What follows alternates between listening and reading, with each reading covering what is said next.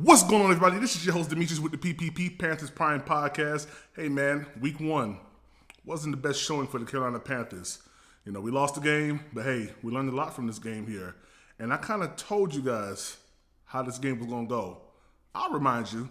Yeah, we'll talk about it. You know what time it is. Let's go. All right, everybody, so the Carolina Panthers played the Atlanta Falcons on Sunday. And it was a game where if we would have done a couple things on defense, we probably would have won this game. As I stated in a previous video, that the Atlanta Falcons were going to come out extremely aggressive running the ball. And it took maybe about a quarter or two for them to really get going. But once they got going, it was unstoppable.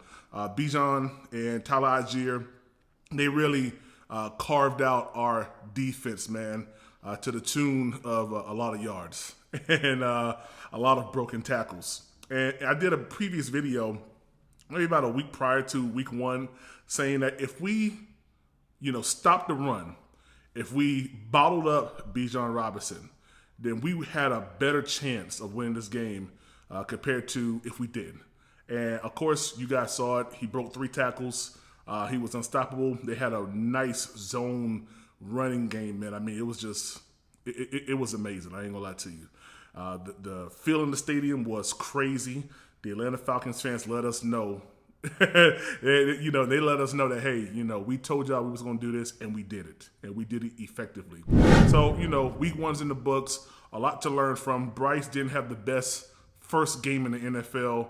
A lot of balls that were thrown behind receivers. I know 2 specifically that was thrown behind Hayden Hurst. Missed a lot of, deep connections with Mingo, and, I think it was one down to Adam Thielen. So there's a lot of things that we've taken from this game, and hopefully we've rectified those things, and, hopefully this 3-4 defense looks better come Monday against the Saints. The biggest thing for me right now, can we defend the run? I don't know if you guys remember, but a couple years back when we had Ron Rivera, mid-season he switched over to a 3-4 defense, and we just got ran on like it was nobody's business. So the 3-4 has, in my opinion, a couple holes. If you're not gap savvy, then you could break a big one easily, man. So our linebackers, Shaq Thompson, Deion Jones, now that he's came back, they brought him back. Frankie Louvu, Jeremy Chin. These players have to be cognitive of what's going on. They have to get off blocks, and they have to get to the point where, the running back is trying to get through that AB, gap or whatever, and they have to be able to really understand what's going on. I think week one, was a toss-up. We saw some loony games week one. We saw the Lions beat the Chiefs.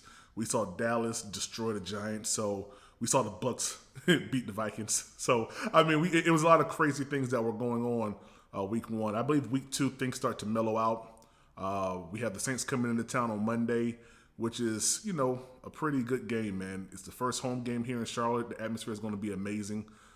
So hopefully with the acquisitions that I'm going to talk about in my next video that the Carolina Panthers made on the defensive side this week, hopefully those pieces come together and we're able to solidify that run defense. We're able to, really get after the quarterback.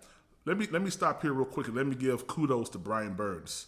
2.5 sacks, a forced fumble or tackle for loss, This dude has stamped his approval on getting a new deal. I don't care what nobody says, pay Brian Burns. I really feel like the Carolina Panthers offense with the run game with Miles Sanders was a little bit lackluster.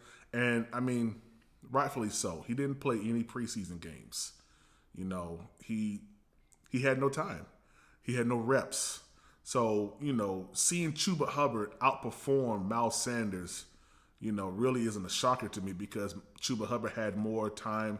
He had more reps during the preseason. And, it really was just, whoever had the most reps was going to be more efficient come game time. And we saw Chuba Hubbard, really excel.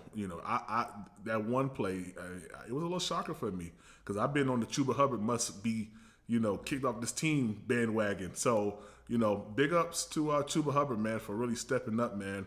Hopefully we see Miles Sanders. Hopefully we see Raheem Blackshear more this week coming up, man. With the acquisition of Tariq Cohen, who knows? There may be a little wrinkle thrown in there with him. But at any rate, I hope that we see a little bit more, efficiency in the running backs room because that's going to open up a lot more things. I believe that Bryce was a little bit one-dimensional when it came down to this game. All of our passes that Bryce did were like around the line of scrimmage, no more than about 10, 15 yards, if that. I want to say everything was probably like behind 10 yards, and I mean, that's not a recipe for, a winning football team, to have all of your passes like that close to the, to the line of scrimmage. We really didn't have any explosive plays. There was one deep pass, I believe, to TMJ, and it was just overthrown.